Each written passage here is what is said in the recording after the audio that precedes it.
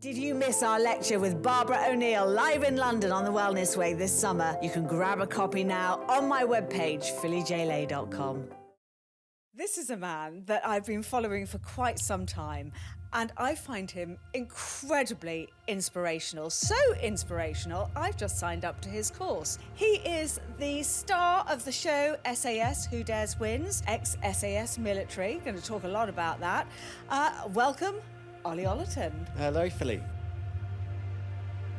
I am Ollie Ollerton, a former Special Forces soldier, TV star, best-selling author, but above all, a survivor. I have achieved some great things in life. However, for every success, I have a series of failures and times when I thought my life was going nowhere. There's no stronger driving force in each and every one of us on this planet than your desire for survival. Not how many followers you've got on Instagram, not the car you've got, not the house you've got, not the boyfriend, not the job, none of that.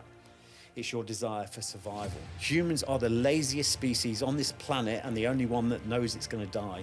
There's so much more to us than we're led to believe. And sometimes we can only see that when we're pushed into a corner. But the thing is, we don't need to be pushed into a corner to start to understand there's a lot more to us than meets the eye. You know, we're programmed to step below the threshold of potential. Day 9. Me and Madison are feeling like shit, just like everyone. And I now realise, looking back, it was like, after that attack, I was looking for war. And it went on for months. And I was looking for war externally. I was trying to find the source to what would make me feel fulfilled. And that was war. That took me into the military, took me to the Special Forces, took me to wanting to be at war every day. And it wasn't until I crashed and burned some years later I sat there and realised that the war was inside. But for this time, we were outnumbered by 2 cars, probably 8, 9 militia. It was honestly when the moment I heard the gunfire, and I heard that first round go off, and it started a crescendo of rounds going off over the vehicle. And if you've heard one AK-47 going off, it's intimidating. But when you hear 8 going off at the same time, it's like a crescendo from hell. So it's like, you know, when you see those stories, you're like, this is not worth it. This is really not worth it. So, you know, for me, I had to get out of there because I realised there's a good chance I wasn't going to come home. Die.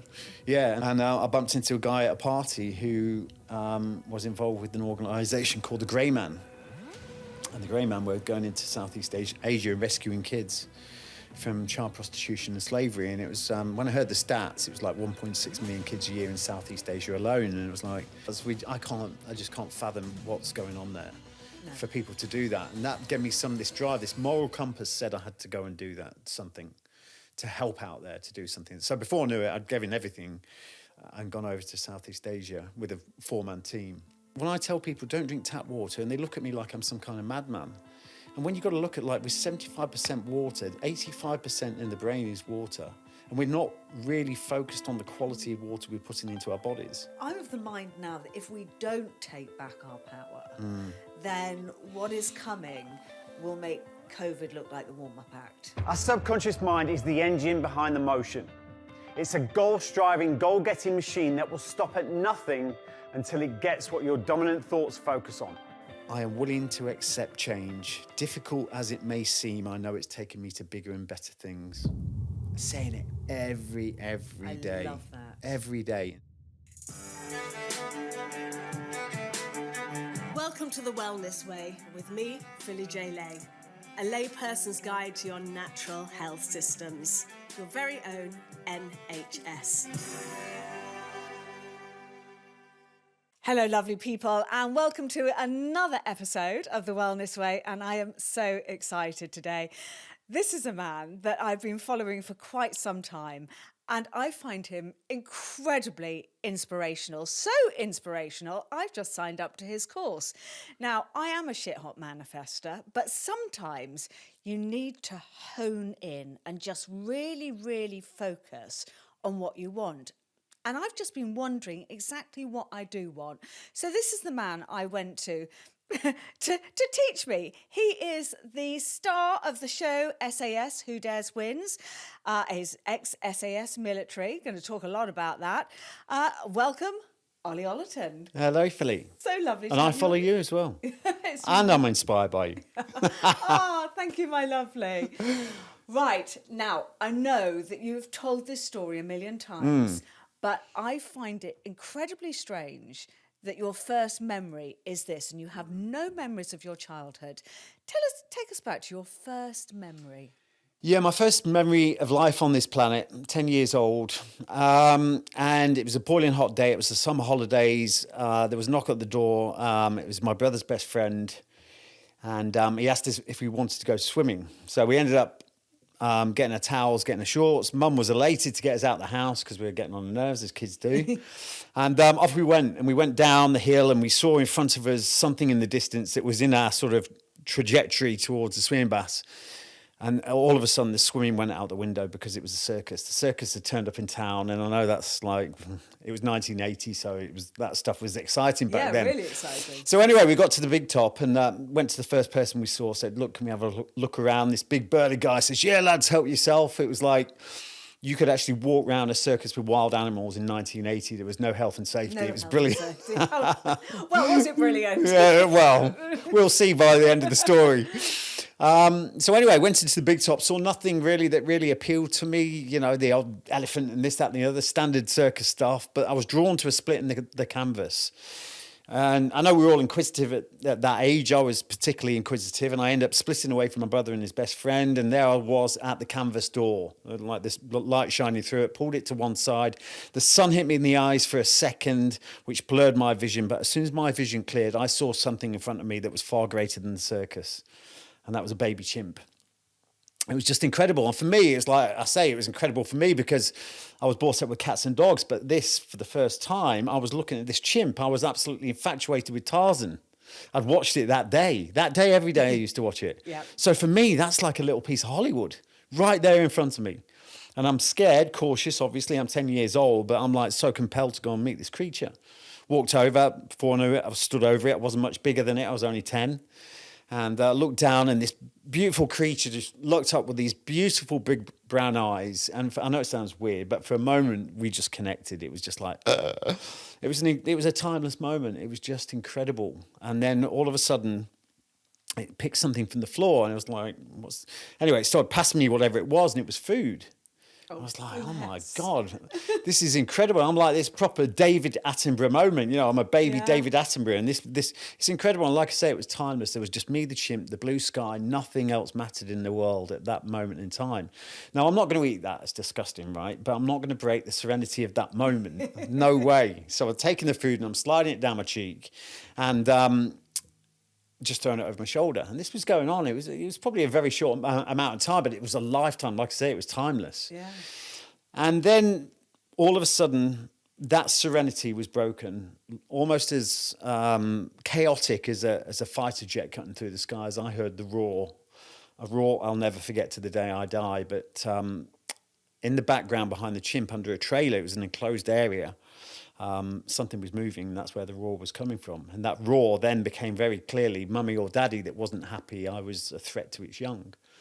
And this thing is like coming across the ground at me, Mach 10, sideways. It's going mental, absolutely mental. Can see its teeth, everything, and I couldn't move.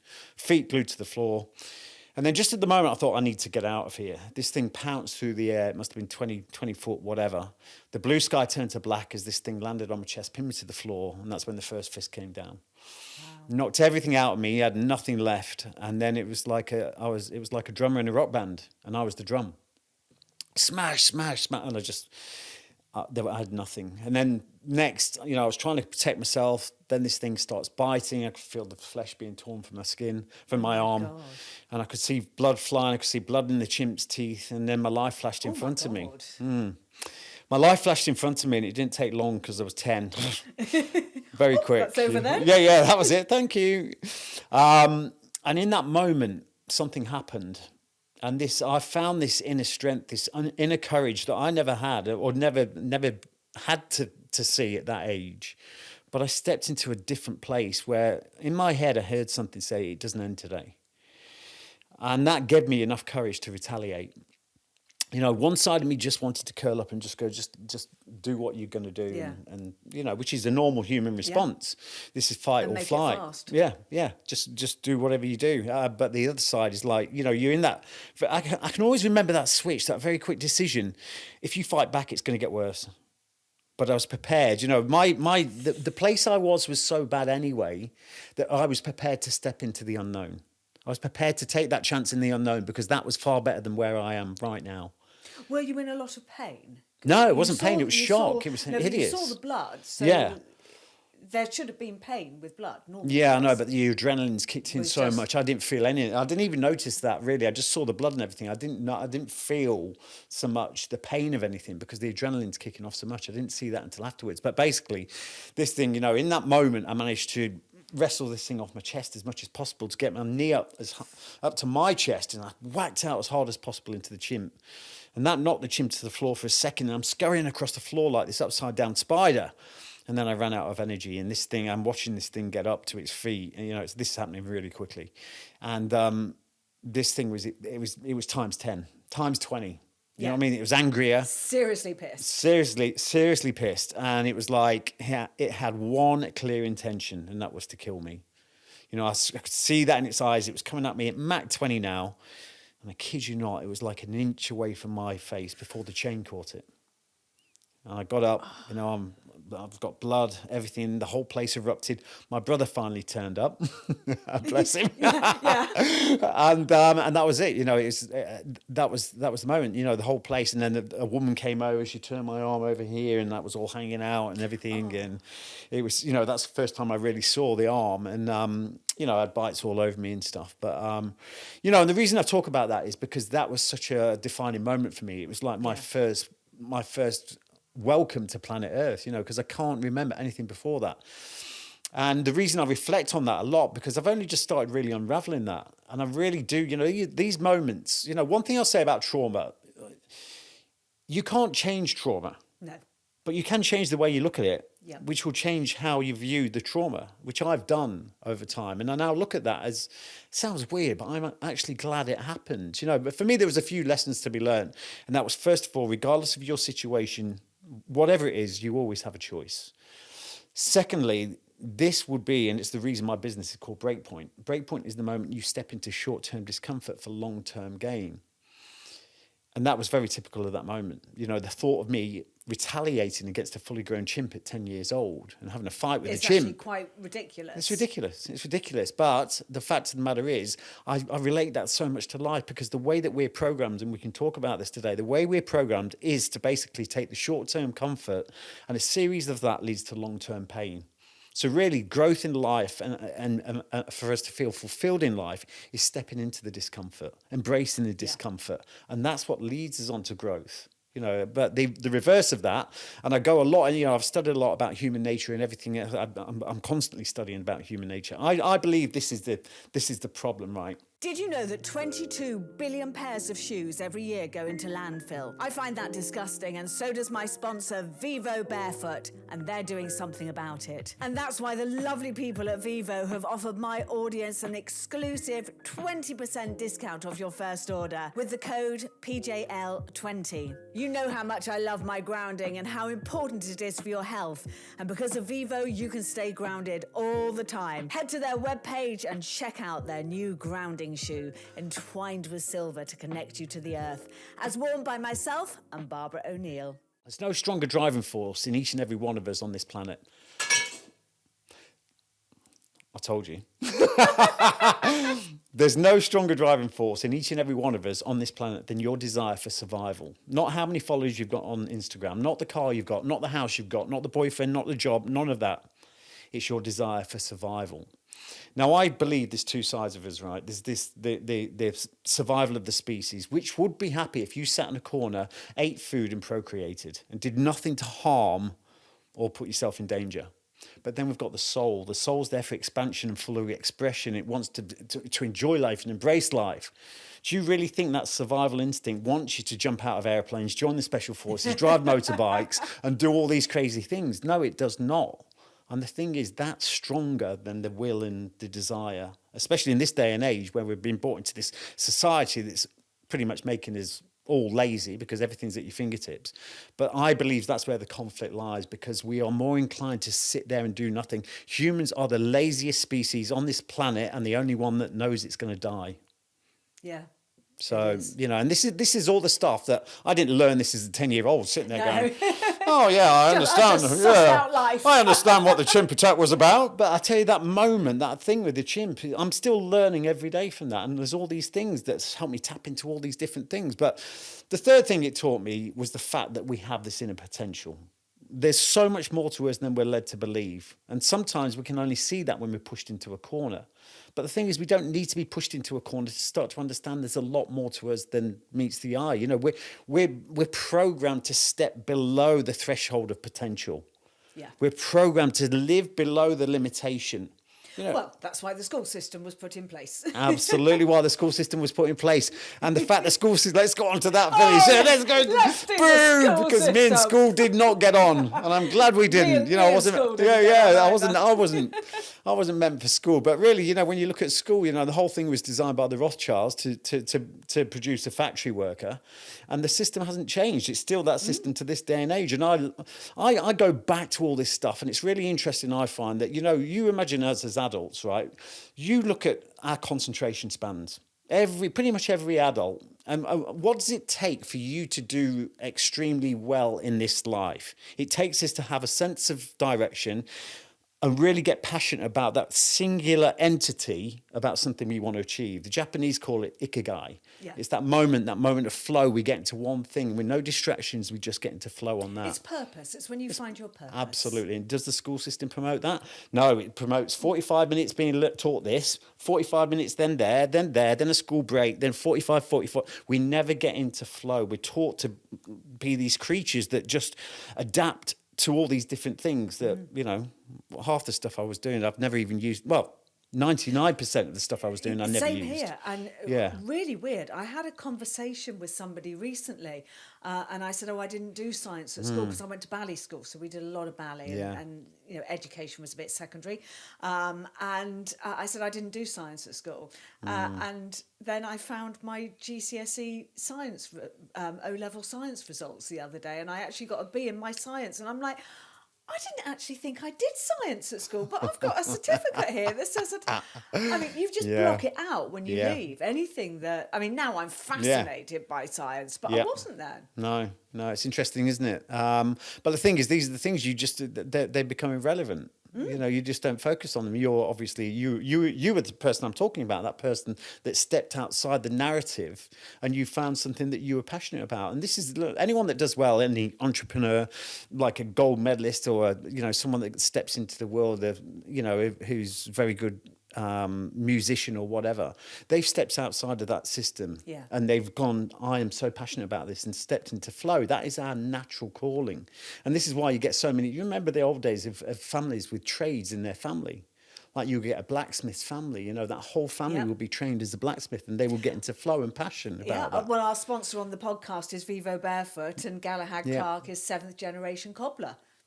There you go. You know. Yeah. And that was the way that we used to, you know, I think there was this story I read recently, which is really sad. And it was like these these honey farmers out in Asia somewhere or something that hang off the cliffs to get the honey.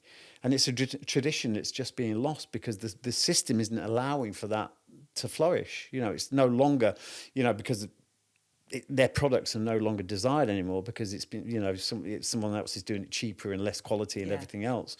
And we're losing all that. But really, you know, for us, the human species, you know, a lot of people think they're broken, but it's the system that's broken that we're trying to fit in. You know, it's not the fact that Yeah. we're broken so Yeah, much. no, It's the no. fact that the system is a square peg and round hole. You know, we're being crammed into this system, and you know we've got to have a label because you know you've got to be this, that, and the other. And it's certainly for me when I left school, it was like you've got to choose one of these boxes. And I just, you know, for me it was like, oh well, it's got to be the military. I was like programmed into my head that it was the military because I got in a fair bit of trouble and everything. And it was Yeah, like, you got into quite a Yeah. lot of trouble, didn't you? You had a sawn-off shotgun, yeah. sawn-off shotgun, and Yeah, you yeah. were you ran a bit wild, didn't you? Yeah, look, I blame the chimp. We've always got to have an external thing to blame, haven't we? We always have. But in some regards, it was like after that changed me. It clearly changed me. I was 10 Yeah. years old, you know, and it was a high emotional impact that changed the person I was. And for me, it was like, again, looking back, and this is why it's so important, that we don't turn our back on these things that happen, good and bad, and just think, oh, that was coincidence, or that was so bad that I don't want to think about it ever again. These things are put in place for a reason, and for me, it's like I go back over all these things. And for me now, looking back, like after that chimp attack, it's quite interesting because even when I was at school, I built this army around me. I came from a fairly well-to-do family, and I found the hardest family in that town that I then made friends with. It was almost like after that attack, I was building this army around me. And then when I came to, I've gotten a lot of trouble and this, that, and the other, I was always pushing the envelope, trying to get in, I didn't know if I actually understood if I was doing anything wrong. I just felt this. I felt this life in me when I was in danger, in pushing the envelope and just doing things that I wasn't really meant to. It just felt right. It was just really odd. But really, for me, I then went on to the military to build that bigger army again. I then went into the special forces after that, which was the hardest men in the world to build this armor. And now I certainly know because I went over to Costa Rica, did a whole ayahuasca retreat, which was incredible, which went back to the 10-year-old boy, by the way. Did it not go further back than that? No, it didn't. You know what? It didn't go further back because I really, ayahuasca goes to where you need it, not where you want it. And for me, I didn't want it to go to I was like, that's I've dealt with that. I've locked that in the box and pushed it away. I don't, that's dealt with, and it wasn't. Even though that's dealt with, don't you feel, isn't there a part of you that wants to remember those Christmases when you were 6 years old? Yeah. And you know what? The excitement of what Santa brought. I think so, but at that moment in time, and that's maybe somewhere else I can go after that, I don't think I could go there until I unblock that.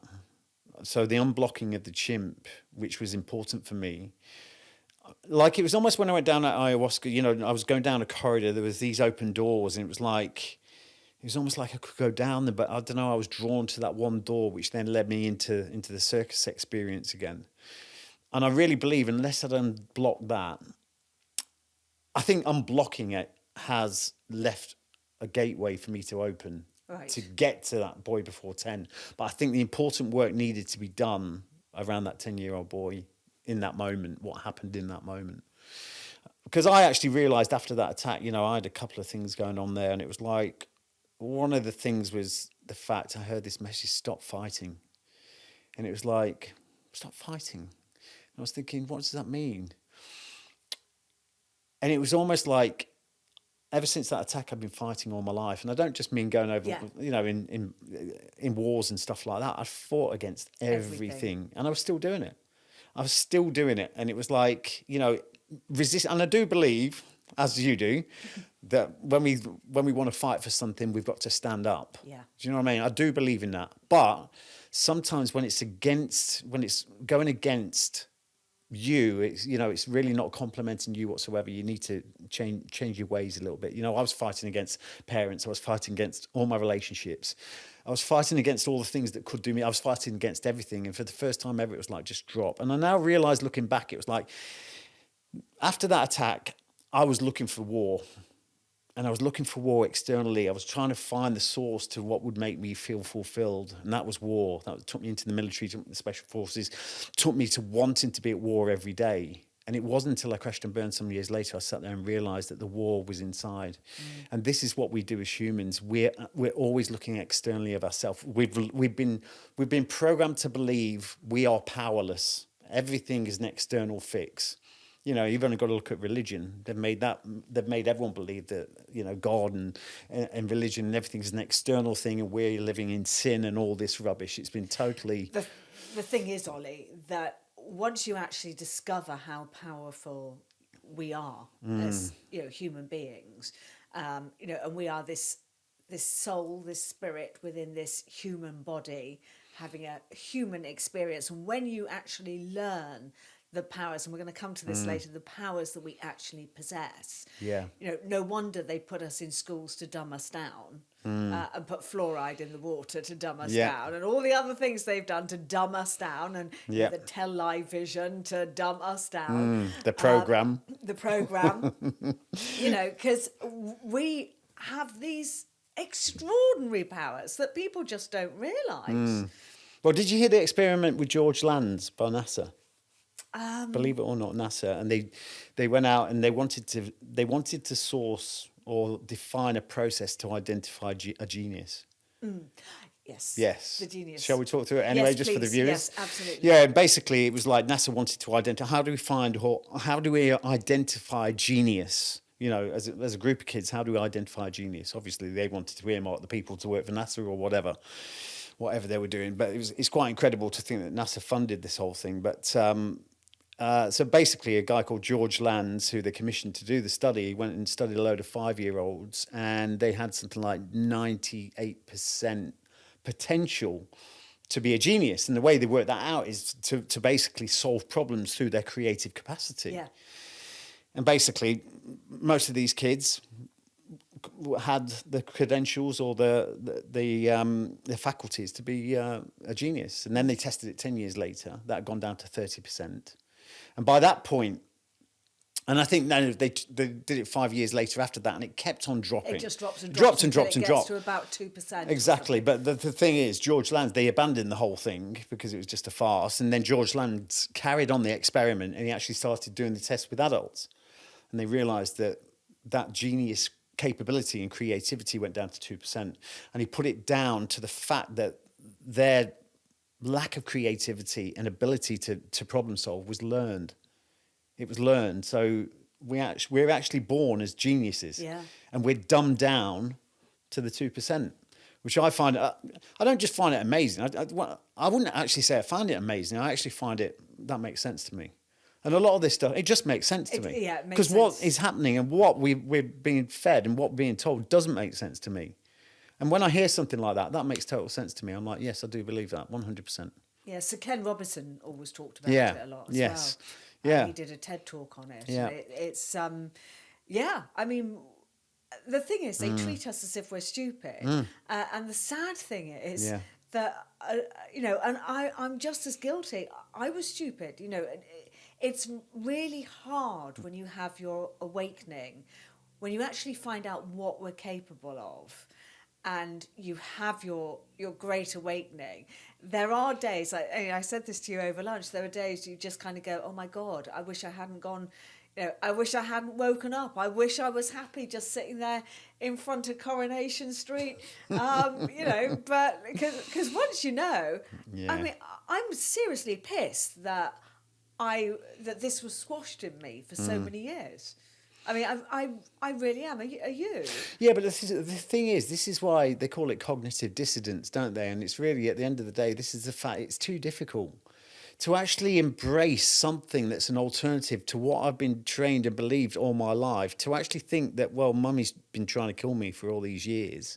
That's a really hard concept to bear, isn't it? And it's just easier. Just all this, it's like, it's a lot easier for people just to think that. But for people that just understand, I'm not just a lump of meat and gravy that walks around this earth working for someone else and then sleeping and then doing the same the next day. For people that just know that there's an inner calling for something greater than what we've been given.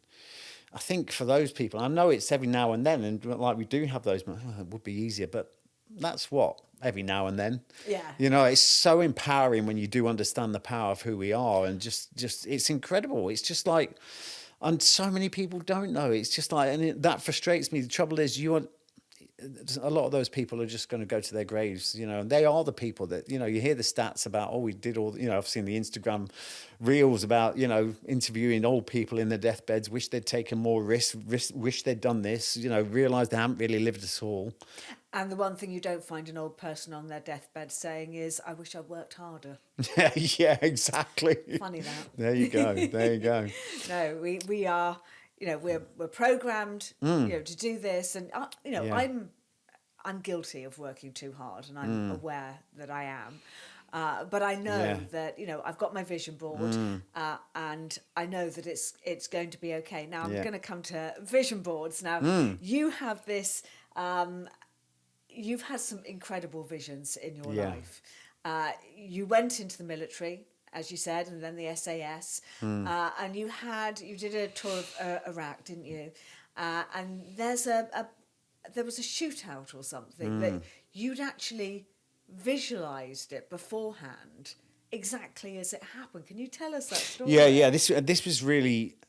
I would call it my actual physical awakening. It was almost like the marker that, I didn't actually change anything after this had happened, but it's something I went back and reflected on. It wouldn't really start taking effect till about 2 or 3 years later. But anyway, let me go to the story, because the fact of the matter was, at the end of the day, I always say this. Some people say, "Oh, do you believe in the law of attraction? Do you all this?" Everyone's subject to the law of attraction. It is exactly what you think that becomes your reality. That is fact. But if you don't know the mechanism for that, then, the way the survival mind is, it's 60 to 70,000 thoughts a day, predominantly negative, because it's there to protect you, not to create success. Unless you actually understand that, you are thinking quite negative thoughts throughout the day, always looking for the problem. The mind is engineered to look for problems. It searches for them. Look for danger, look for problems, look for anything. And for me, I'll go to the story before I get lost on on another rabbit hole. But basically, this was, for me, it was like, I got over to Iraq. This was after leaving the military. And it was interesting because I left the military and said, I'm never going back to the military, never ever doing that again. I thought, I want to carve my own path. I want to create my own footprints, not follow someone else's. And that was important for me. I said, never going back to the military. But then 3 months later, I'm back in a war zone. And there I was, and the reason I was there is because it's when things started getting tough for me on the outside, I did what humans do. And I actually call this peace in war. This is peace in war. People may have been trying to kill me, but I was comfortable there. I knew exactly who I was in that environment, and that was the fact that I actually found it harder to walk around a supermarket back home doing the shopping than I did being sat in a war zone being shot at. It's peace in war. And that when we go to that survival mind, your mind wants to keep on doing what it did yesterday and the day before, because as far as your mind's concerned, it's kept you alive until today. It doesn't care if it's a good situation or a bad situation. It's familiar and it's safe. Let's keep doing that. And after the chimp, you must have had an element of being invincible. Yeah, absolutely. I was definitely feeling that. Anyway, on this day, not so much.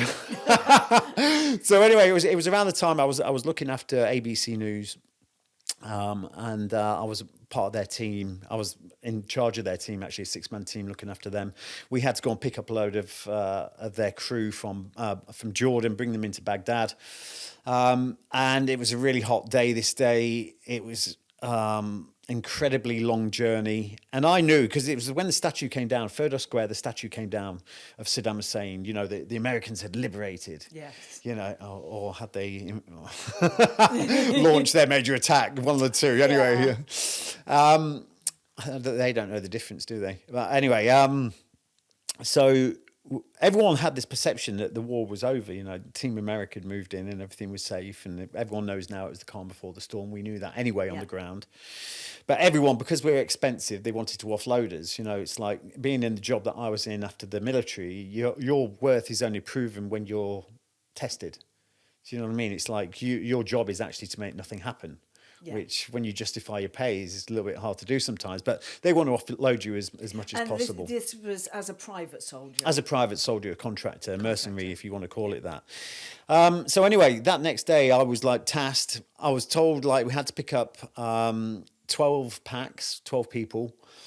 And when I asked how many I could take, because I knew it was going to be slim anyway, they were like, well, you can take another person. I was like, that doesn't make sense to me. As a military, it doesn't take a military strategist to understand 2 looking after 12. That's the wrong way round. It should be 12-2.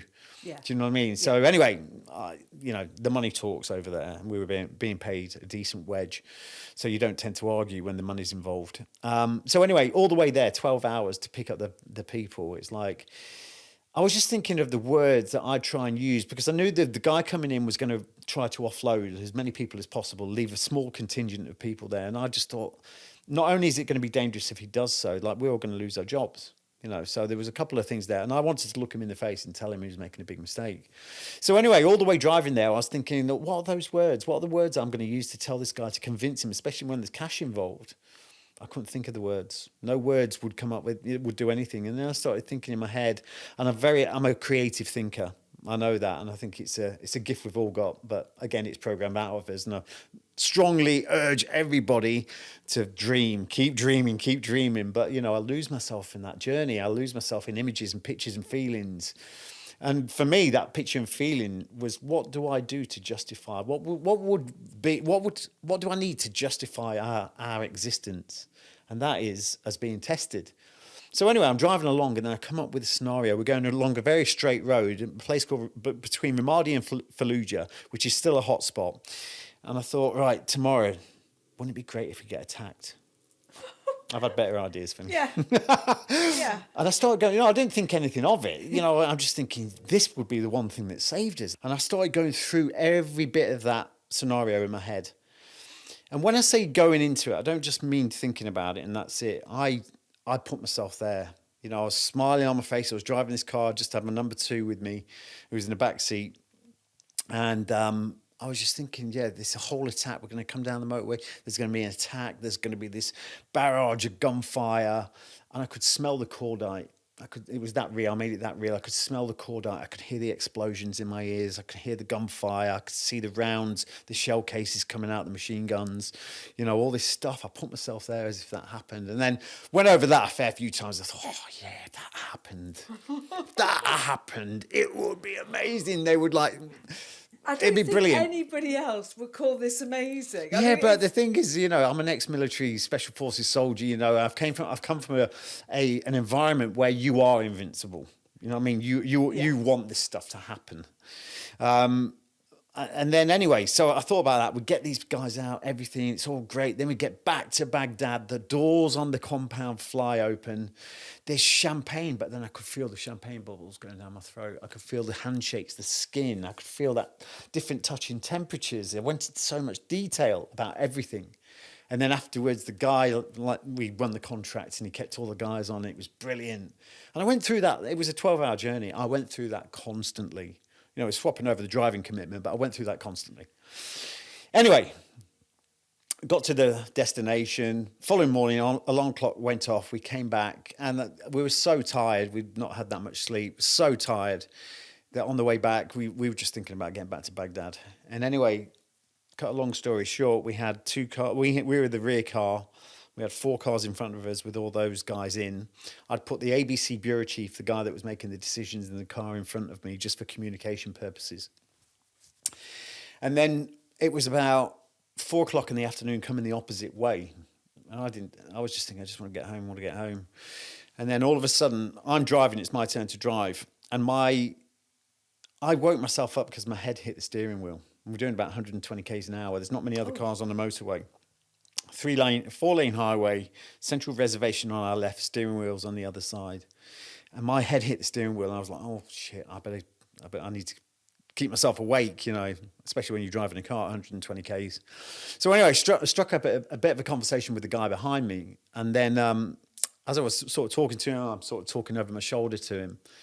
And then as I turned my head to the front, as I finished that conversation, I saw something flashing in the rear view mirror. And again, I didn't think anything of it. I just looked up. It's a highway, so I just thought there's someone coming up really fast. And you're going a bit fast. And we're going fast, yeah. But this car's coming up really fast. So I told number 2 to get eyes on. And he says, yeah, there's a car coming out. There's a black saloon. Don't know what it is. Anyway, he then said, look, there's 2 cars, and they're really close now. And then I started thinking, right, I need to get these cars over to the next lane over. Everyone, I need to get on the comms, get everyone over to the next lane, let these guys fly up. Anyway, the next bit of news I heard was what I didn't want to hear. And as soon as I heard this, the guy said, hey, mate, we've got issues. And the windows had all come, it was all blacked out, and all the windows had started coming down, which let light in the car. And you could see the headdress of all the militia that were in these cars. And my number 2 could see, and he said, and that was then very quickly followed by AK-47s coming out of every window. Oh, my God. And at that moment, I saw the sign saying Ramadi and Fallujah. We were just heading into Ramadi and Fallujah, the place where I was thinking about the day before, and straight like a massive wet log hitting me round the head, going, "You idiot!" And it was like, remember the story you told yesterday, and it was almost like this was happening, and it was like it was the second time it had happened for me. As soon as it started to roll into this, it was like this was happening. I'd seen this all before. I'd seen it all Just before. complete deja vu. Complete deja vu. And I started to panic, and I shit myself. I'm not literally, you'll be pleased to know, in the car, but I say this because it's the first time I'd actually shit myself. And I say that because I've been in the military where we were so highly trained with the best team around us. We felt invincible. We'd welcome that stuff. But for this time, we were outnumbered by 2 cars, probably 8, 9 militia. And I had one person backing me up. I'm driving the car. So anyway, I started to go into this flat spin, and I was like starting to panic, and I started to think of all the things that could go wrong. You know, started to embrace fear. yeah. You know, started to think about all the You don't wanna put reports that about out there. people being locked, you know, having their heads locked off. Started to engage in that. I started to think about the responsibility of all these people. And then it was honestly when the moment I heard the gunfire, and I heard that first round go off, and it started a crescendo of rounds going off over the vehicle. And if you've heard one AK-47 going off, it's intimidating. But when you hear 8 going off at the same time, it's like a crescendo from hell. It did certain thing to me, though, which was good. It snapped me out of where I was, and it took me straight back into my training. Everything became instinctive. I took a breath like I'd not breathed in the last minute or so. And all of a sudden, that breath coming in added clarity up here. I forgot about the people in front. I forgot about all the things that could go wrong. And I focused on the one thing at that moment in time, and that was the people that were shooting at us. And in that moment, I gave the order to open fire, and I aggressively moved the car over to the next lane over. By that time, this car moved up right alongside me. I can remember looking out to my left. I'm driving the car.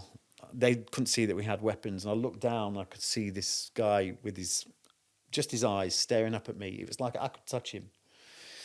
And in that moment, I did what I didn't want to. I didn't want to have to do it. And I gave the order to open fire. And I pulled the weapon onto my left arm, shot straight through my closed window into the vehicle. Because his AK-47 was coming down onto my head. It was a do or die moment. There was no choice. Anyway, that had the desired effect. And their car bounced off into the central reservation, smoke coming out the bonnet. And then we raced off from there.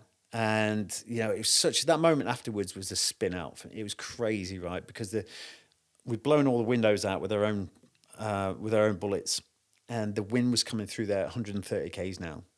So it was like, and then we had this ringing in our ears, which was screeching, and we're trying to talk to each other. But in my head, I'm going, what just happened?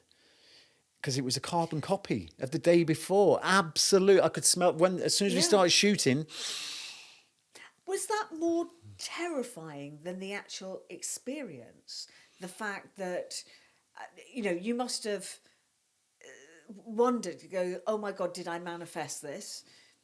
You know, is this my fault? Did everybody come out alive first? Everyone came out alive. But the thing is, for me, initially it was terrifying because I actually did think I was going to die. It was the same feeling for me as I'd had at that chimp, 10 years old. Same feeling is that this is it. This is the moment. So it was it was terrifying at the start, but then after we'd resolved it and we drove away, no one had been. The thing is, it was playing out as per the story. The story ended well, didn't it? It was playing out. So that was almost like my safety blanket. I was like, oh, this. But anyway, it's just spinning me out because it was so factual. Everything was the location, the timing, the actual things, the smells, the sounds. Everything was the same. And then I'm like, just managed to calm myself down. We got back to the compound in Baghdad, and the gates flew open, and there's a big hero's welcome for us. As soon as I parked the car up, I opened the door. The glass is falling all over the floor with the empty shell cases from the weapons. And then one of the lads comes up with a glass of champagne, hands it to me. I took the champagne. I felt the bubbles going down my throat. He shook my hand. I felt the tone of his skin against my hand, and I'm going. Meanwhile, my number 2's looking at me like I'm some kind of witch. Because I'd told him before that this is what we need to happen. I said, when we were at the hotel, when we had a beer the night before, I said, this is what's going to happen. This is how we're going to secure the contract. So he's looking at me like I'm some kind of a witch. Yeah. You know what I mean? Anyway, after that, we then called up into the office and said, you know, we thought, you know, this could be like, we didn't know what was going to happen. It was like, when you take action like that, especially when you're looking after a big organisation with a lot on the line, especially when it comes to media attention and everything else, you don't know what's going to happen. But we got up there. Luckily, because I put the guy in front, he'd seen the whole attack. And he was the one making the decisions. So we got into the office. He thrust his arm out.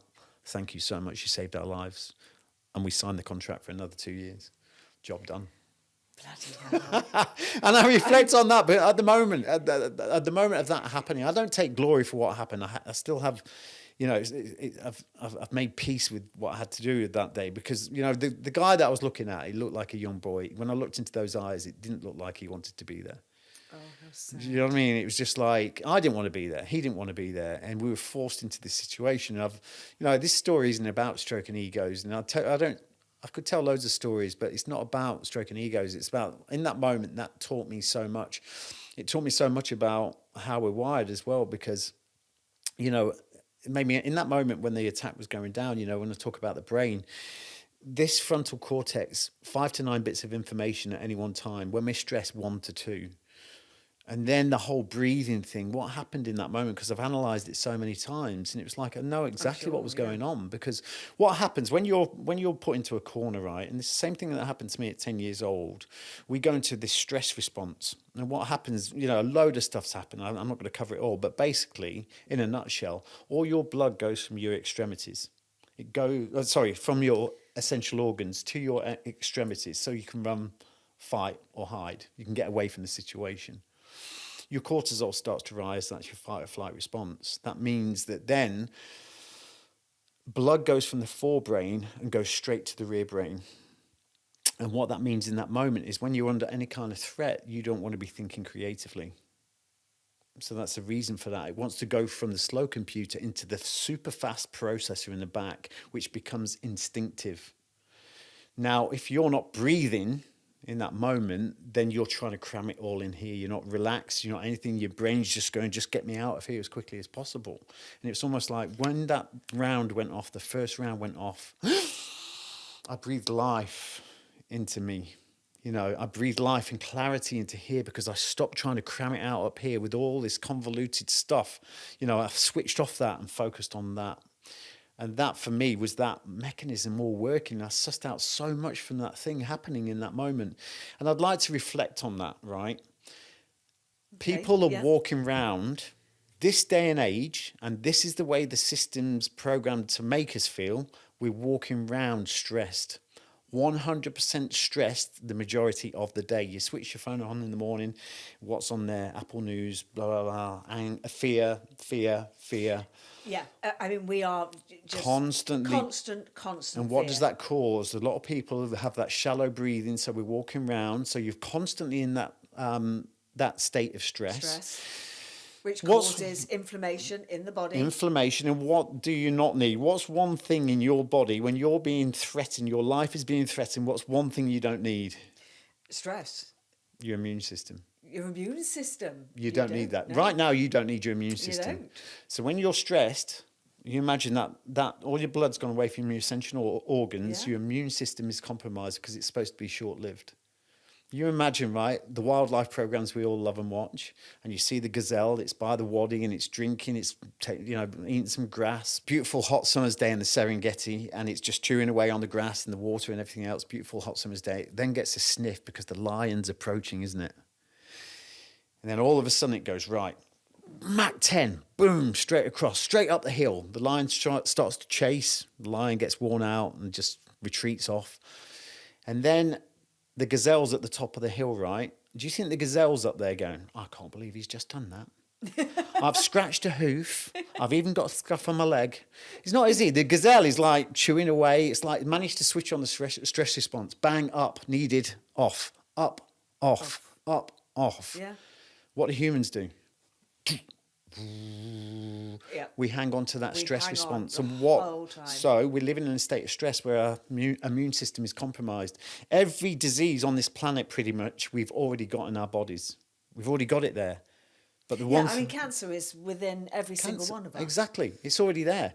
But the one thing that stops it getting to us or keeps it at bay is our immune system. But if your immune system is compromised, it's getting over the wall, isn't it? You know, all these diseases, it puts your body in a state of dis-ease. Yeah. Which means that we're then subject to illness. Stress is the leading cause of illness and death on this planet, as we know. It is, although I always thought that heart disease followed by cancer, and then Western medicine were the third three, biggest the three, killers. yeah. But I was reading an article the other day about Alzheimer's has now taken over. Now, Alzheimer's, in my mind, isn't to do with stress. That is to do with the fact that we are poisoned on a regular basis from every direction that you look in, from the sky, our water, our soil. They poison us, and heavy metals. Absolutely. And the heavy metals in the food, and the fact that we're deficient in vitamin B. So stress, cancer, absolutely. Heart disease, absolutely. Western medicine, well, I think most people don't realise how bad for them Western medicine is. The thing is, we've handed over power, though. You know what I mean? We've handed over power. It's like we've handed over power to the doctors. I'm not blaming doctors at all, because this is above the doctor. Doctors are being told what to do and how to be trained and everything else and what to prescribe. But at the end of the day, you look at us on a cellular level, right? We are, 50 trillion cells.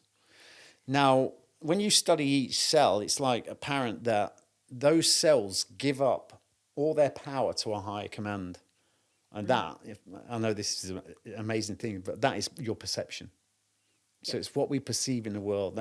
But the cells give up all their intellect and everything for the higher command. Now you look at every human as a cell. What do we do as a that's a community of cells. We do exactly the same thing, don't we, to governments? Yep. We do exactly the same thing to doctors. As soon as you when you're ill, you go to the doctor. You hand up, you throw yourself in there, on all fours, naked, do whatever you need to do, doctor. You know what I mean? It's like we hand over power to these doctors, hand over this this really, we've got to understand, we've got to take our power back, because everything we've got within us, we are able to heal. But the thing is, we've also got to be aware that there's all this poisoning as well. It's the water I find it quite incredible that there's not many people, when I tell people don't drink tap water, and they look at me like I'm some kind of madman. And when you've got to look at, like, with 75% water, 85% in the brain is water. And we're not really focused on the quality of water we're putting into our bodies. I mean, I can smell the chemicals coming out. You can smell the water, chemicals. And it's like when I've seen them all over Instagram, when they crack open the pipes and you look at the pipes. And also, truly disgusting. It's disgusting. And also, you're also getting other people's medication. Pharmaceutical residue. Yeah. Do you know what I mean? Through that. And and people say, well, and then bottled waters, but then you're getting all the nanoplastics. And some people, you just can't enjoy life. And it's like, no, you can make some informed decisions that just make sense. And if people would just stand up and understand that and start taking back the power of who we are, not only in our physical bodies, but mentally, I think we'd be a step in the right direction. But it seems there's a lot of people that have just hand over that power to this central. The thing is, Ollie, I'm of the mind now that if we don't take back our power, then what is coming will make COVID look like the Warm-Up Act. The World Economic Forum had that lovely little video up in 2020, which they quite quickly took down, saying you will own nothing and be happy. Well, there's a little problem with that, and that's that somebody owns something. It's just not us. And we're seeing this already with the banks and the massive hikes in the mortgage rates. My ex-husband phoned me this week because his mortgage has gone up from $2,000 a month to $7,000 a month. Jesus. How do people actually make those kind of payments? I don't know. Well, that's why it is actually, if you look at that in Latin, it is called death pledge. Yeah. Yeah, mort. Mort. Yeah. It is, absolutely. And you will take it to your deathbed. Yeah. But we've got to take back power now. This is the time where, it's not a revolution. This is the evolution. And we're going to get back to our incredible powers. Now, I mean, you've just told us that visualization, and that's a little bit more than I started with, which was just the great god of parking. Same, but different. I'm just on a much bigger scale. But if you've done the great, do you ever do the great God of Parking? Yes, thing? we do. And Yeah, it's yeah, yeah. fantastic. Yeah, And yeah, you it just works. wherever you're going, Yeah, you visualize the parking space and you rock up and it's there. And you Yeah. just go, holy crap. But I tell you, I kind of didn't finish like your question with that thing. It's like, although that happened to me in that moment, it was almost like I was sat there afterwards going, what, because I analyse a lot, and I think we all should, these situations. I thought and thought and thought about it. I didn't implement anything though. I was too busy getting drunk, to be quite honest, at that time in my life. I formed a very unhealthy, well, I'd always been drinking, but when I was in Iraq, it went to a different level. I think that's because I was living every day like it was his last. It was like almost like that attack was like, you ain't getting out of here. You know what I mean? But I was so pulled in by the cash and everything else. But it wouldn't be till years later, jumping ahead of myself, that I would actually pull that experience into helping me in a moment, which changed my life and put me on a TV show that changed my life. But now again, you manifested that, didn't you? Through that experience in Iraq. So these are all the stepping stones you see. And it's like, because after the Iraq thing, I knew I needed to get out of there, but I was so drawn because of the cash. It's like, I call it fool's gold now, because, it is fool's gold, because I saw quite a few friends being paid a good amount of money, but, was it worth it? Some lads had legs blown off and all sort of kind of stuff. And as a contractor, mercenary, there wasn't really any kind of insurance policies back then, decent insurance policies. So it's like, when you see those stories, you're like, this is not worth it. This is really not worth it. So, for me, I had to get out of there because I realised there's a good chance I wasn't going to come home. Yeah, and I was in Australia. I was living in Australia at that time, and it was like, I then went over there. I said, right, I'm going nowhere that's going to harm me, going to cause me no danger whatsoever. And then I got over there and I started putting some money into, started doing some property dealings and all this, that and the other. And I thought, I'm going to create this balance and everything. And the universe has a funny way of delivering what is needed, not necessarily what you want, but what is needed, And I bumped into a guy at a party who was involved with an organisation called the Grey Man. And the Grey Man were going into Southeast Asia and rescuing kids from child prostitution and slavery. And it was, when I heard the stats, it was like 1.6 million kids a year in Southeast Asia alone. And it was like... It's something like 6 million globally, isn't it? Yeah. I want to kind of delve a little bit deeper into this, because this is a far greater problem than the majority of people, I think, realise. And this is a worldwide, sex, child trafficking rings that happen, and they happen all over the world. There are a lot of very powerful people involved in these.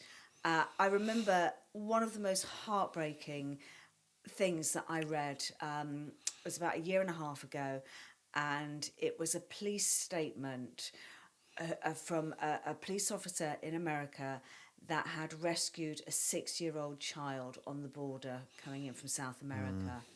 And this 6-year-old child had 56 different DNAs. Yeah, I can remember hearing the same thing. And, he said, it's far more profitable than any drug ring in the world, because you can sell a bag of cocaine once. Yeah. That child had been sold 56 times. And it's heartbreaking. I mean, I presume you saw Sound of Freedom and the movie. And I'm actually friends with Tim, who was the feature from The Sound of Freedom. Yeah. So. I mean, absolute heartbreaking film. Now, I've heard you speak about your time in Thailand before, but I want to ask you a question about, you were saying that the majority of these children are actually sold by parents. By their families. By their families. Which was the kicker for me, it's like, it was the one thing, the 1.6 million Southeast, but then I just couldn't get my head around that. No. I know we all have family issues and stuff like that, but it's a different thing when your family's selling you into a life of debauchery. And a lot of the time it's like, it's to pay off debts, and that's the way they pay off the debts and everything else. But I still couldn't, that doesn't justify the action, doesn't it? I mean, Jesus Christ. Regardless, people like us, I just can't fathom what's going on there for people to do that. And that gave me this drive, this moral compass said I had to go and do that, something to help out there, to do something. So before I knew it, I'd given everything and gone over to Southeast Asia with a 4-man team.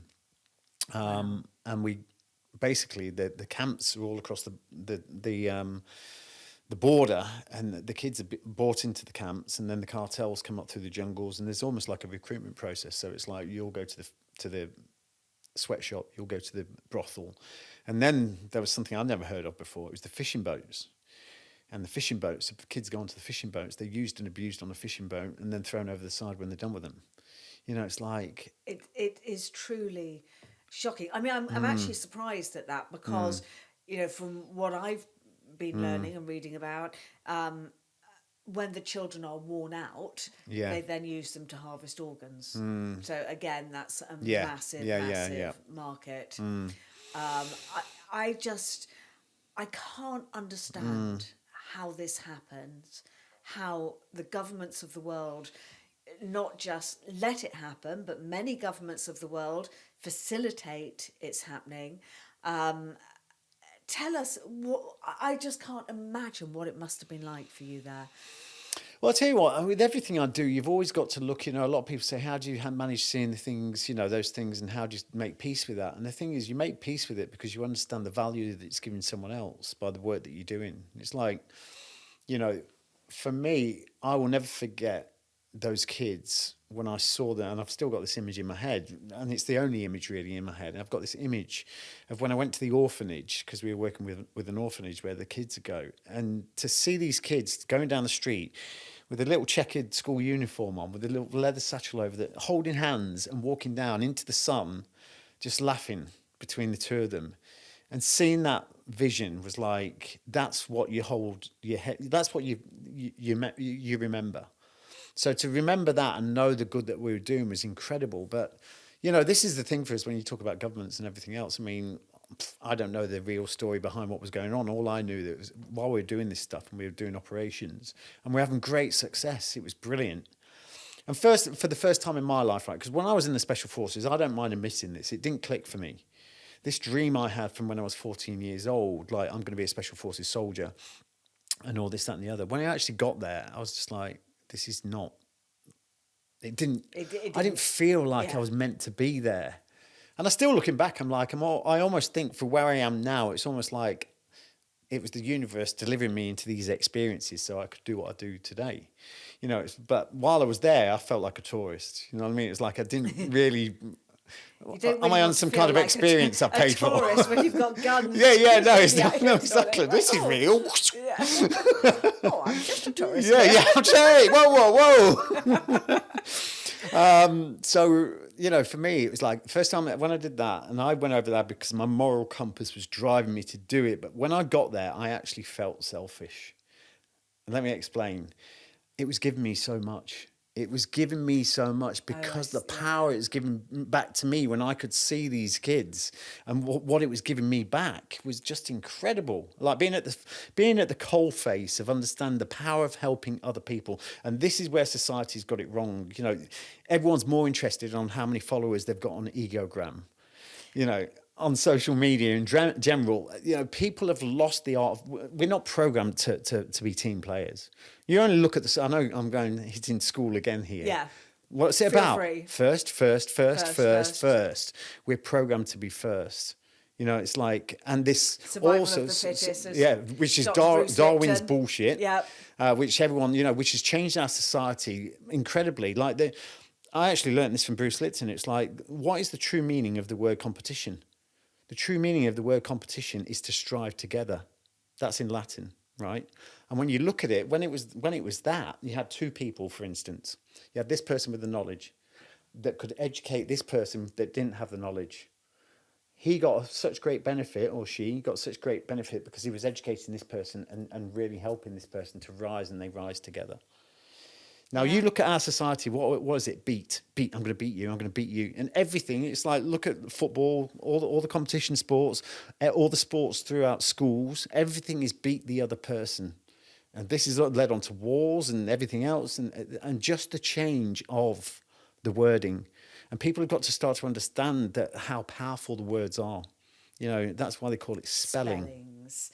I saw this beautiful photograph a few years ago of an African village that was very, very poor, and somebody had gone in and taken food, and there were groups of children everywhere, and just one of the groups of children were given the food, and these children were starving, and they literally got up and walked it round all the other children and shared it out. Wow. And they had the same amount each. And I just thought, you know, because they haven't been programmed to win. Yeah. They saw their friends and just believed that everything was for sharing, which is, you know, where we have gone so incredibly wrong in life. And it's So true. I just can't believe it. It's like when you look at it, I mean, you know, you got people walking around in that celebrity world. And the thing is, again, we've been programmed to, isn't it interesting that we've got a society that is absolutely addicted to idolizing celebrities who are actually people that pretend to be someone else? Yeah. It's incredible, isn't it? I'm not taking anything away from celebrities, but I'm just saying we idolize these people, so programmed into these people. And then you've got people like that £12 million watch, when you've got like people that are suffering, can't even afford their medical bills.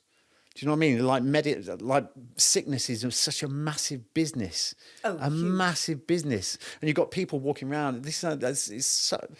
Say, look at my $12 million watch or whatever, and then you've got someone who's, you know, can't afford to pay $100,000 insurance bill, and people or, you know, even worse, you know, the children that don't have anything to eat. And that isn't just third world countries now. You know, there are children below the poverty line in the UK, as we film this, children that, you know, their only meal will be their school dinner today, because we are being shafted by this government, as we were the government before, and the next government's not going to be any different. You know, I mean, they are... Yeah, we hold the answers. Yeah. That's the thing. It's not like we're stuck, everyone's scratching. We hold the answers. We've got all the answers to this. And it's like, you know, it's even in this world, look at the size of this planet, and we're saying, oh, there's too many people. You can fit everybody into the state of Texas. Yeah, exactly. It's like, just because we confine people into these little spaces, you know, that is the issue. Yeah. We've got plenty of room on this planet for everyone. And yet it's such a controlled sort of environment and model that we're cramming people on and saying we haven't got enough space.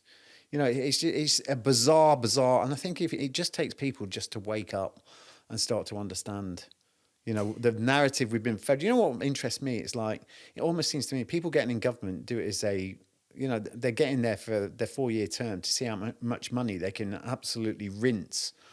Yeah, well, Matt Hancock did incredibly well. And all their friends. Yeah, you know what I mean? It's like it's just incredible. Rishi Sunak's father-in-law, I believe, is doing very nicely out of the British government. Absolutely. They're all in it for the money. I want to come back to Thailand though, because this was obviously a very pivotal moment in your life. And this gratitude of seeing the children down the street. When you got the children out of, you know, slavery, if their families had sold them, where did they go back to? Was it an orphanage? Or... Yeah, no, they went to an orphanage. We were working with an organisation called COSA, Children of Southeast Asia, and they went to that orphanage. I was there for over a period of about 4 months. So I didn't see every case whether anyone went back to the families. I mean, it would be a pretty tough argument, wouldn't it?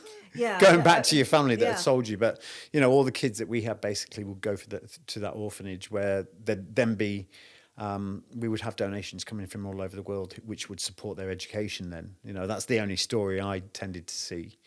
There wasn't this repatriation with families and stuff like that going on. No, but it came to a very abrupt end, didn't it? Yeah, it came to an abrupt end, and that was, you know, the fact... what happened is there was it was the good old media, and one of the pictures we had was when we got 22 kids out, which is, in the whole, it doesn't sound a lot, but in the whole scheme of things, in one bus, that was a fair amount. Of children, yeah. And that paper that went viral back in 2011. You know, that was as viral as it could get in 2011, but it went viral. The picture went viral. And as we're going off and doing other things, doing other operations, all this stuff was murmuring in the background. All this stuff was going on. And that, the end result of that was the fact that I got a text message saying, you've got to get out. You need to get out quickly. You've been hunted. And what happened is basically the US, because it'd been in the papers all over, the US State Department had gotten to the Thai government and said, look, we give you loads of money to stop this from going on, and nothing happens. And then all of a sudden there's a 4-man team. Gone in, done more than you've ever done. Who are these guys? And it was total denial, no such problem in our country. They're just putting the donations in their own pocket, which is quite bizarre because it's the first thing I've ever done where I've not been paid for it. It was the best investment, by the way. Best investment, but I wasn't being paid for it. And that was the power of helping other people, especially when they're less fortunate. But for me, that was like, get out. They basically said, don't worry, blah, blah, no such problem. We're going to arrest him. So there was a manhunt for us. We had to get out. We got to the airport, and I was living in Australia at the time. And that for me is like, I got away from there, got back to Australia, and that's when my life just went turbo, fell apart. And really for me, you know, it's like, I just understood, like when I was there, I realized everything that never connected in the Special Forces suddenly connected. The dots clicked for the first time in my life ever. And I was like in my 40s then, early 40s. And like I was sitting there going, I'm going to do this to the day I die. I love this. This is so rewarding. It's so amazing doing this job. You know, for the first time as well, I've been so driven by money all my life. You know, it was like always money. I'd gone to Iraq as a contractor, loads of money. Da, da, da, da, da. And I was always driven by money. And it was the first time in my life the money took a back seat because there was something more powerful in front of that. And that was life-changing in itself. Mm. Secondly, it was the fact of being at the coalface, understanding the power of helping other people, which I'd never really, even in Special Forces days, I was never actually there on the front end of seeing people like that, especially so vulnerable. Yeah, did you never buy into the government line that you were in Iraq to help people to stop this bad man, Saddam Hussein? So, you know, I mean, wars are about making money for governments. Oh, massive money. It is, you know, a huge money-making machine. It's not just all the weapons and everything. You know, there are, and again, you know, the politicians are all, you know, backhanders on that. I mean, God knows that. Do you know, I might become a politician. Be the answer to all your financial worries, wouldn't it? All of us. Bring all your friends in, everything. Yeah. You know what, as well, which made me, well, it's interesting being out there, because I went out there as a young kid, I was, you know, in the first Iraq War, Desert Storm. And, you know, this is the reason why they want young people in the military, because you don't really think, you're told where to go. You're not allowed to have any real strong political opinions. And there's a reason for that, isn't there? They want to point you somewhere and tell you to go there and shoot there and do whatever and blah, blah, blah.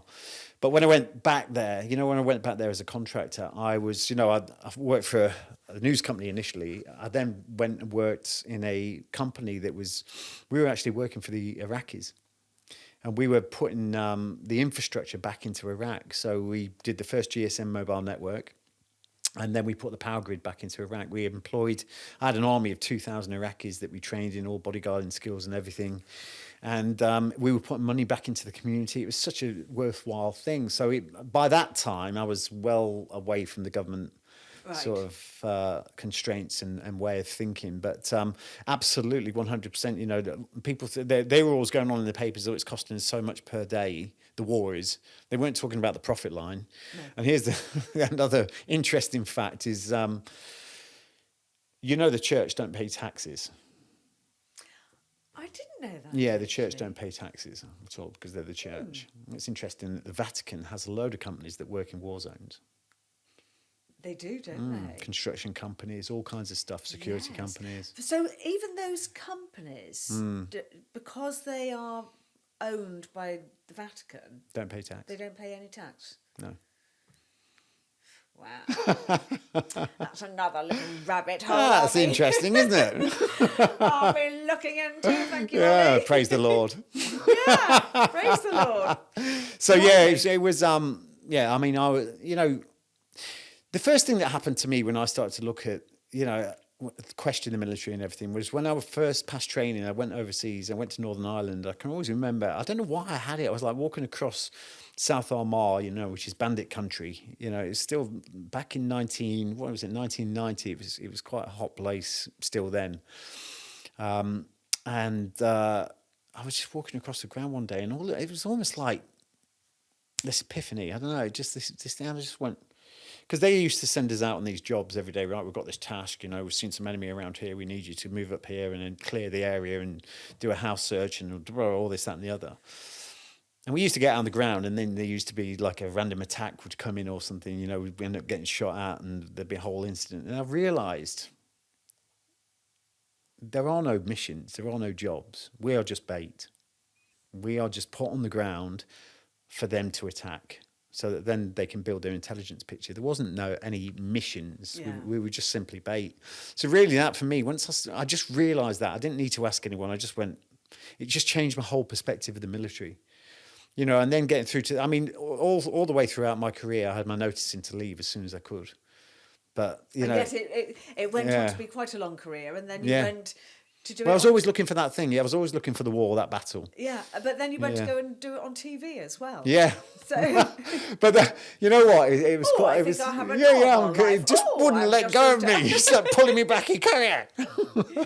But that was interesting because, I came back after the child stuff. I then went into I came back in Australia, battered and bruised. I then started I went to a different level of this abuse, self-abuse, and there was drugs involved, there was drink involved, and it was just this revolving pattern of the same thing each and every day. And this is what I talk about. I said before about the mind wanting to do what we did yesterday and the day before. It's like I knew this stuff was not good for me. It was like I had this trail of destruction behind me. I was feeling suicidal. Why not just stop then? Why can we not just stop then? Because the brain knows it's safe and it's familiar. Keep doing it. Keep doing it. I know that. I don't know the place you're going over here. I don't want to do that because I'm not familiar with it. Although it's like, I'll stop drinking, I'll do this, that, and the other. The brain, if it's going to step into uncharted territory, will go, whoa, take me back to the drinking and the drugs and the suicidal thoughts. That's familiar. And that's how bizarre our minds are. I won't say bizarre, it's just a natural phenomenon, isn't it? It is. I find it extraordinary. Yeah.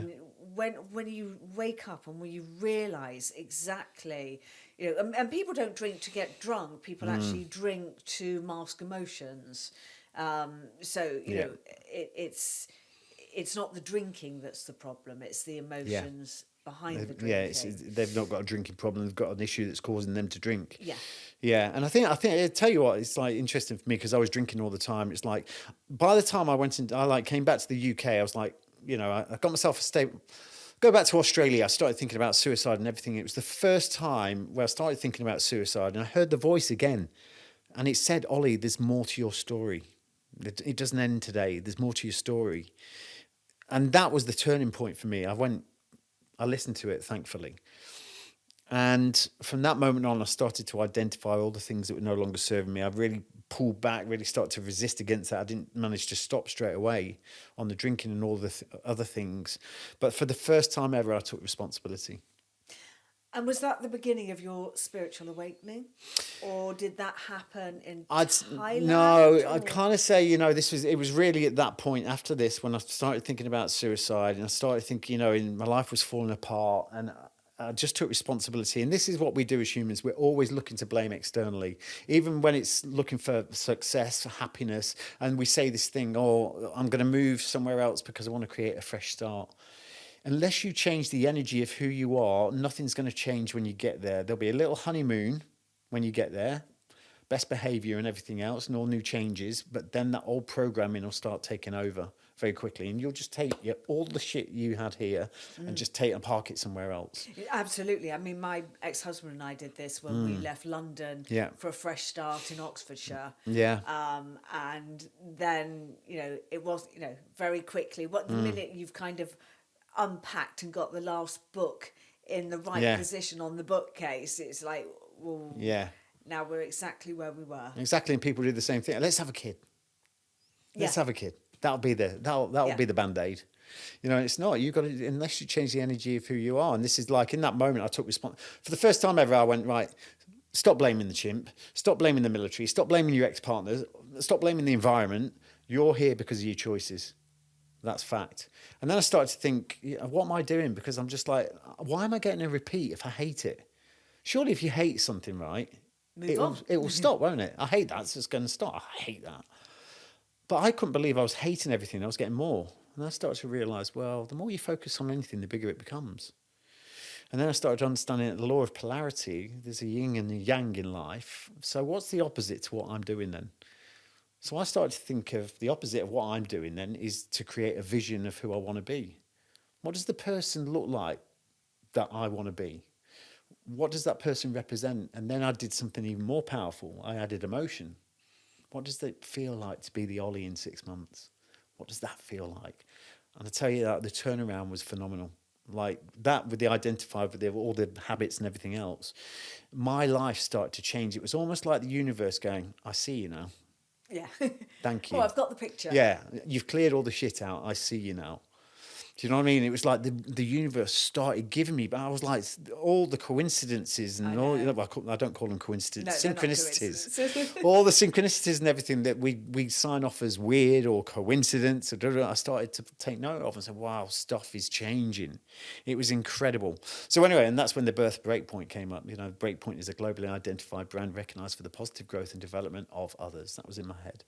Beautiful. and Can that- you say that again, slower? Because you gabbled that. I You can't, said- just made it up. Breakpoint is a globally identified brand recognized for the positive growth and development of others. Beautiful. And that was in my head. And that was like from that child rescue to the fact that I realized that we can change. Regardless of this, we are victims of our genes and this is who I am and I can never change and a leopard never changes his spots, which my ex-wife told me. You know, this is the fact is we catch it, and that was the birth break. That was the DNA for Breakpoint, and that was really what I then set my sights on. This whole goal setting thing which was I wanted to create this thing which was called Breakpoint. My head didn't like it because it couldn't see the path to it, but I fell in love with the fact that I would achieve that and what did it feel like. And the basis of that, or the template of that, was learnt on the road to Baghdad when I was being shot at. In what way? Well, I realised the power of Of visualization, manifestation. I've realised that that happened for me in like 12 hours. Well, probably within 24 hours, the thought to the action, to the activity, to the outcome. You know, on the road that day, thinking about it to actually it happening. And I mean, I'm a shit hot manifester. I do a lot of this. We all are, Yeah, as long as we all are. And, Yeah. and you know, like I said, I started with the great God of parking, and Yeah. then Yeah. little things like breaking down when I really needed to be at home with my children, and the AA telling me Yeah. that there was a 7-hour wait that night to get towed, and just sitting down and visualizing being home at dinner time, and then my phone going and it's AA special services going, oh, we're just passing, would you like a lift home, we can put you, and this silver truck turned up. Love that. You know, not an AA van, and they're for the royal family and celebrities, and I'm just sitting in the middle of nowhere. I'm going, why did you pick me up? And he said, I don't know, your name just came up on the dashboard and I thought I'd give you a lift home. And I got home just in time to cook my children's tea. And I said, come and have a look, see what Mummy's just come home in. And I took them out to see this big silver truck, and they're going, dear God, Mother, how do you do this? I'm going, we can all do it, you know. Yeah, we can. And this is the thing, and this is how people can take the power back. It's like, I mean, this is that tip. There is no space. There is only energy. Yeah. You know, and once you tap into that, you know what? I bought this phone here especially, right? And the reason being, this is how we've been programmed to believe everything is external of us. And to get an understanding of the power that we have, you've only got to look at the things that have been designed in this world to take our power away. Look at the computer. What is the computer and the hard drive an absolute representation of? The human. A human. Absolutely. With the subconscious mind being the hard drive, the screen and the keyboard being your conscious mind. It's absolutely that. Now, what's the phone? People got to understand. You ask someone how that works, and they won't be able to tell you. Do you know what I mean? But this is exactly how a human works. When you pick that phone up, it taps into a frequency. You speak to a frequency, and another phone, another handset on the other side of the world answers that phone because you are just on that frequency. Yeah. That's exactly how we work. How many people have gone, oh, pick up the phone. Hey, Mum. Hey, I was just thinking about you. How many times does that have to happen before you realise it's not coincidence? Yeah. It's energy. It's absolute energy. But that phone works exactly how we work. It is, and when a phone breaks down and people say, oh, my phone's broken, or my TV, my laptop, the frequency is still going on there. Yeah. You can still go and get another TV and the same picture will come up. Yeah. So the frequencies are always there. And we just need to start connecting people back together through very much. Now, I always used to, and I sign off my newsletters by saying love and above, because love is an incredibly powerful energy. And I know that recently we were with Dr. Bruce Lipton doing the honeymoon effect, and I've done a lot of Bruce's courses, and I had him on the podcast, and the man is a genius. But the honeymoon effect, you have to kind of keep working on it, don't you? It's something that, will go if you don't continue to do the work. And, I said earlier that I've signed up to one of your courses, and one of my friends said, oh, for God's sake, you're the best manifester I know. I'm going, yes, but I'm not sure what I'm manifesting at the moment. Yeah. And I need some guidance. And I don't think there's anything wrong with asking for. I think we all have to be taking guidance. You'll Absolutely. We both still go and see Bruce, and it's really important, I think, for people to do this work. It never stops, does it, Ollie? No, it never stops. And the thing is, it's like me. I must have been about 70,000 quid last year on personal development stuff. I honestly believe, same as you, like every day is a school day, and simply the more we can learn from people. And some people, like, one thing I'll say about everything that's out there, like, I don't sit there trying to be like people on Instagram thinking that you've invented fire. Nothing on this planet is created or destroyed. It's already here. But personally, we can discover that, but you've got to understand also we're here to create from what's already here. And really, all it can take is like the fact if you hear someone saying it differently that can relate to the frequency that you're on. Each one of us is on our own individual. Every person on the planet, we have these receptors on our cells, which has a totally unique frequency. No other person on the planet has that frequency. Same as a fingerprint, we are all a study of one. Exactly. And people just don't understand, like, not just the power of who we are, but the science behind who we are. Do you know, if people just got, and this was me, and this, like, I came back to Australia. It's like, when did I step across this sort of path of spirituality? And for me, I was in Australia. I'd managed to get my life on track. I came up with this dream about Breakpoint. It was like, I'd not actually thought about the name about Breakpoint, but I'd realised I wanted to do something in that space. But I was in that space, right? I was in this place. I got a decent job. I managed to start controlling my drinking to a decent level, so I wouldn't drink in the week. I'd then get smashed at the weekend, which is another story, which didn't really help. But it was still an improvement.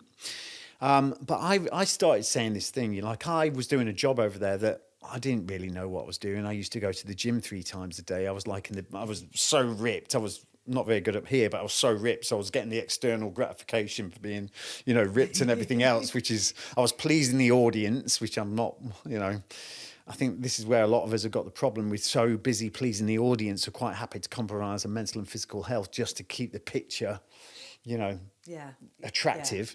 Yeah. But for me, I was like, I started to realise there was something out there for me. So I didn't know what it was, but this, although it was like a lot of people would have been happy taking that paycheck and like doing nothing and doing, I realised there was something more for me. And I started saying this positive affirmation. I'd never done it in my life before. Oh, I love an affirmation. I mean, so do I, especially after this. And it was like, I said this affirmation, I just started saying it every day, like randomly. I just kept saying it all the time. I am willing to accept change. Difficult as it may seem, I know it's taken me to bigger and better things. Saying it every day. I love that. Every day. And as soon as I woke up, the moment I went to bed, and all the times in between. And the thing is, right, my life started to fall apart. And I started, like, my job started coming to an end, and it was like they weren't going to renew the contract. And I had this, I had this flat overlooking the river. I couldn't pay the bills, and I started going to a flat spin. I was panicking, and then all of a sudden, I just had this in my head, and it went, "This is what you asked for. This is what you've been asking for." And I then realised in this moment that it was the birth of something new. But unless I sort of switched to that birth of something new, I was trying to firefight and get back. And it's like a relationship. It's like a relationship, isn't it? I can stop the crying just by giving it a hug. But at that moment, I needed to embrace the birth of something new and start allowing that to fall away. And I call it now, after I went to ayahuasca, I came up with this: pain screams the loudest when it's dying. Yeah. You've got to embrace it's the birth of something new. And it does. Again, let's go back to the relationship, because everyone can relate to that. It screams the most at the moment you're going to leave. It does. Do you know what I mean? That's and in so that moment, you have to break away, because otherwise you end up back in there, honeymoon for a little bit. And then same patterns. Same pattern. It's the same with all the situations and everything. How you do anything is how you do everything. And it was just at that moment, let it go. Just let it go. And a few nights after that, I said I'd never come back to the UK. I was in my bed. It was a Thursday morning. I woke up at 3:00 in the morning. I can remember it. And all of a sudden, something said in my head, go back to the UK. And I fought it. I was fighting. No, never going back, never going back. I'm in Australia. There's blue skies and beaches and and then all of a sudden, I just went, surrender. Just let go. And as soon as I dropped those barriers, everything started to connect in my head. And I was going, 2 weeks, I sold everything on Gumtree. I was on a flight back to the UK. And then I came back here with the sole purpose, starting this business Breakpoint, helping other people. And I came back here and realised, I was still I was still very battered and broken. I was still abusing myself on alcohol at weekends and stuff like that. Still taking, still cocaine and stuff like that in my life. And I came back and I realised I didn't want to do what everyone else did, and that's lack of authenticity. Broken people break people. And I didn't want to be one of those people. I wanted to be someone that was a pillar of strength that could actually back the things he was saying. So that's when I put myself into the house for 3 months, which would then form my second book, Battle Ready. But really, for me, it was like going into that house. Just explain when you say you shut yourself. So you actually went to Cornwall, didn't Cornwall, you? yeah. And you basically locked yourself away from the world for a 3-month period. Yeah. To do some... I didn't know it was going to be 3 months. You hadn't kind of set a lease or anything, No, it was a family's house. It was a family house. Yeah, but this is the universe. Yeah. Once you start opening, you look after yourself, you start giving yourself a bit of self-love and everything, the universe starts giving you a bit back. And this, for me, I came back to the UK and I was like to my brother, hey, bro, I'm going to come back. I've been away for 10 years. And I was like, bro, I'm going to come back. I'm coming back home. And he went, oh, that's unfortunate. I've just got a job in Brunei because he's a pilot. So I'm going to be away for the next few years. And I went, spare house. Always a silver lining. So straight away there was a spare house. It's like, and if it wasn't for that, it'd be, I don't know what would have happened. But, that was for me. And when I say locked away, I did go out. I did a little bit of work here and there, but I made sure whenever I wasn't doing those essential things like shop, I was locked in that house. There was no distractions, no news, no newspaper, no newspapers. That still hasn't changed. There shouldn't be in any house. No, exactly. No TV, no radio. I made sure everything was controlled. That I wanted, everything that I consumed was controlled for the person I wanted to be. Mind, body, nutrition, the 3 things, 3 pinnacles of change.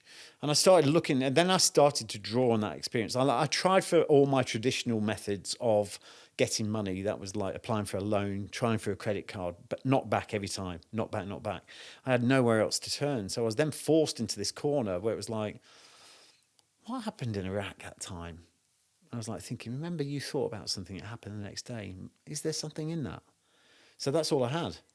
So then I started looking into all this stuff, and I came across a guy called Carl Harvey, who then sent me sort of through his email campaign, his email list and everything, sent me to another company called Mind Valley, Vishen Lakhani. Yeah. So I then started doing the 6-phase meditation. Yeah, I've done a lot of that. Yeah, and it was like, yeah, exactly. But for me, it's like I came, and I've sat there, doing meditations, thinking you've got a 1,000-person audience around you, laughing at you, thinking your mates are going, look at you, you're an idiot.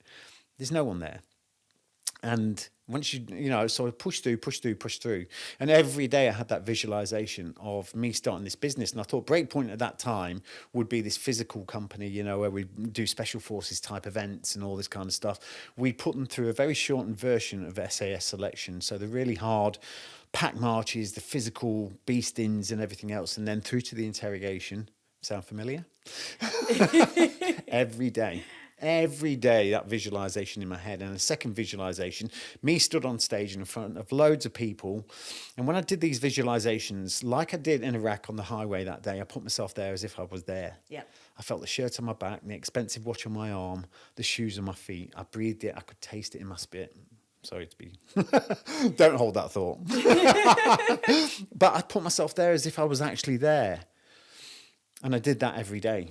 And then it got to sort of 3 months down the track, and my family had an intervention. It was almost like they could see me in this house doing nothing and had these dreams about my business. And it was almost like, go back to Iraq, go back to a war zone, get some money behind you, come back and then do Breakpoint, blah, blah, blah. And I was like, that's when the seed of self-doubt started hitting. I was like, nothing's happening.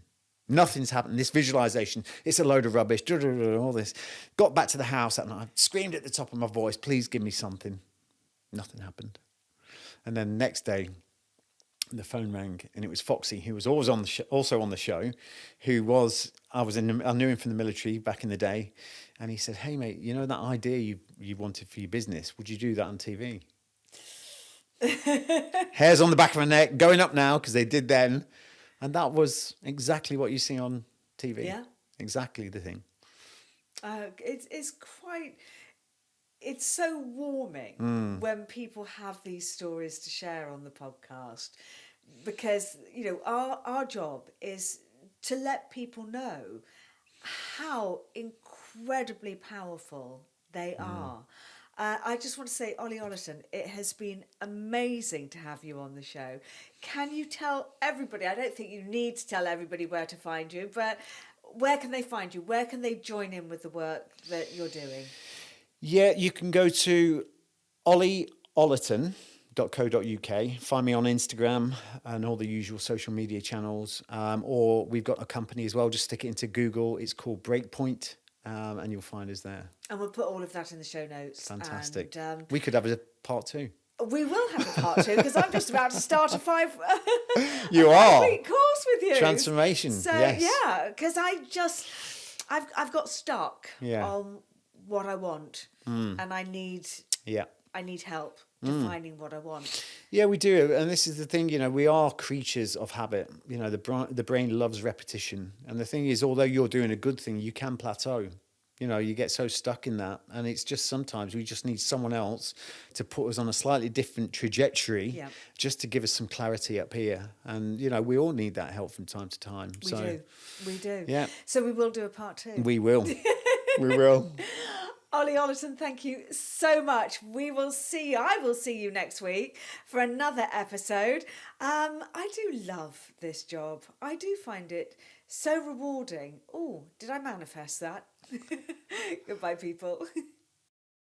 Before you go, we all know the importance of journaling for mental health, and that's why I've updated my book, The Natural Wellness Journal, to help you navigate the path of self-healing. Available on phillyjlay.com, and if journaling isn't your thing, I've created an interactive ebook, The Wellness Way, Your Natural Health Systems, that will connect you to some of my greatest podcast guests, so you can learn more and take back the power over your health. Thank you.